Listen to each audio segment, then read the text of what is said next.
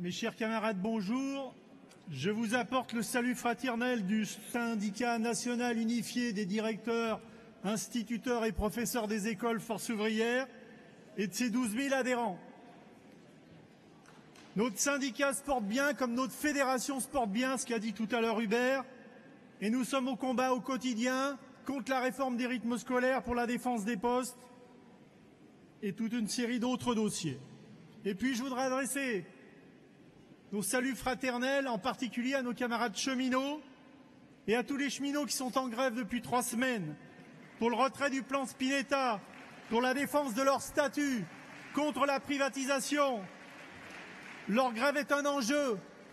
Elle est un enjeu pour les cheminots, elle est un enjeu pour l'ensemble de la classe ouvrière et personne ne s'y trompe.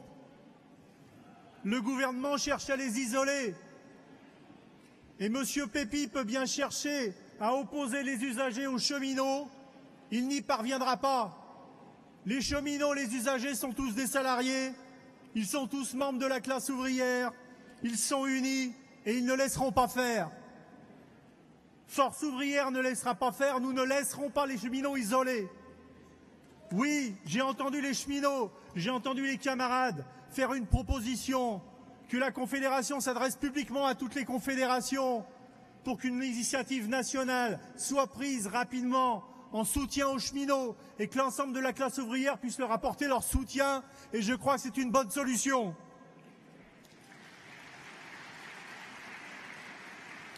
Mais plusieurs camarades l'ont dit, après les cheminots, ce sera le tour de la fonction publique.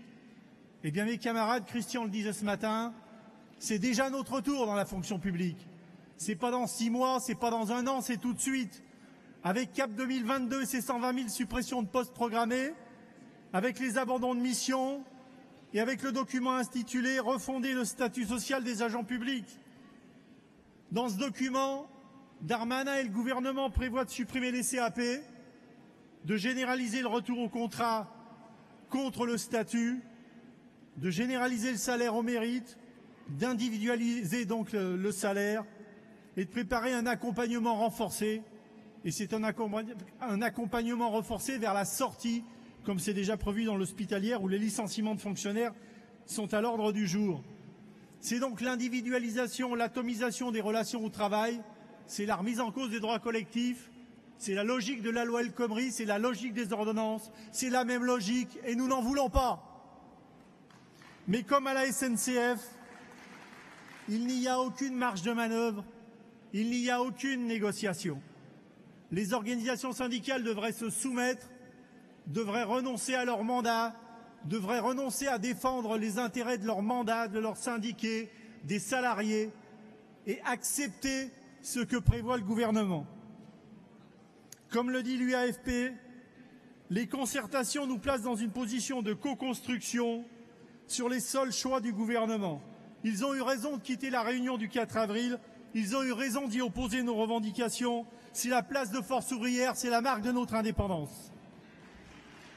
Et dans ces conditions, la mobilisation dans la fonction publique impose le retrait du document refonder le contrat social, l'abandon de Cap 2022. Mais ce gouvernement, dans sa folie meurtrière, dans sa furie destructrice, entend ne pas s'arrêter là. Et dans son viseur, il a placé l'école publique, et en particulier l'école maternelle, l'école de nos enfants, l'école des préapprentissages, l'école qui permet de gommer, d'amoindrir les différenciations sociales pour permettre à tous les enfants de la classe ouvrière, à tous les enfants des ouvriers, d'accéder au CP, d'accéder à l'instruction dans les meilleures conditions. Vous avez certainement entendu les déclarations du président de la République qui a annoncé la scolarisation obligatoire dès 3 ans. Mes camarades, aujourd'hui, 97,8% des enfants de 3 ans sont déjà scolarisés. Ça n'est donc pas ça l'enjeu. Où est la supercherie, où est le truc, où est le trucage? Eh bien, la supercherie, c'est que ça n'est plus une école. Ce sera un accueil des 3 ans dans les structures périscolaires. Je vous lis 2 extraits. D'abord, le conseiller du ministre a déclaré « L'expérience montre que les enfants ne s'attachent pas forcément à celui qui a le plus de diplômes. » La belle affaire. Un enfant s'attache d'abord à sa mère, quel que soit son diplôme, sa qualification et son niveau d'instruction. Mais lorsqu'un conseiller de ministre de l'Éducation nationale dit ça, ce qu'il vise, c'est les enseignants, professeurs des écoles, fonctionnaires d'État. Il reprend la vieille ancienne de Darcos. Il n'y a pas besoin d'avoir bac plus 5 pour surveiller la sieste et changer les couches. L'enjeu, c'est de faire disparaître les enseignants, professeurs des écoles et de transformer l'accueil de 3 à 6 ans en accueil périscolaire, il le dit lui-même, un système intégré d'accueil des jeunes enfants qui traite comme un bloc la période allant de la première année à la scolarité, avec l'intervention dans les écoles de professionnels du champ social, comme les éducateurs.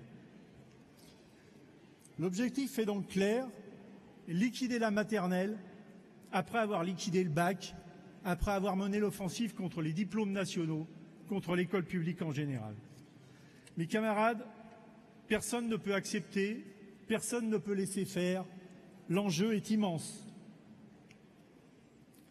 Nous ne céderons pas, le SNUDI Force ouvrière, la fédération ne cédera pas, mais l'école maternelle, c'est un enjeu confédéral, c'est l'enjeu de tous les salariés, c'est l'enjeu de toute la classe.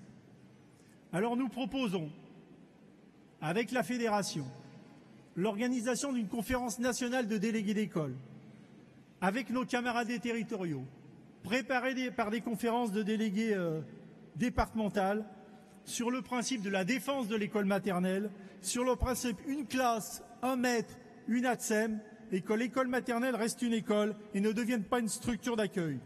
C'est notre responsabilité, c'est la place de Force ouvrière, c'est la marque de notre indépendance.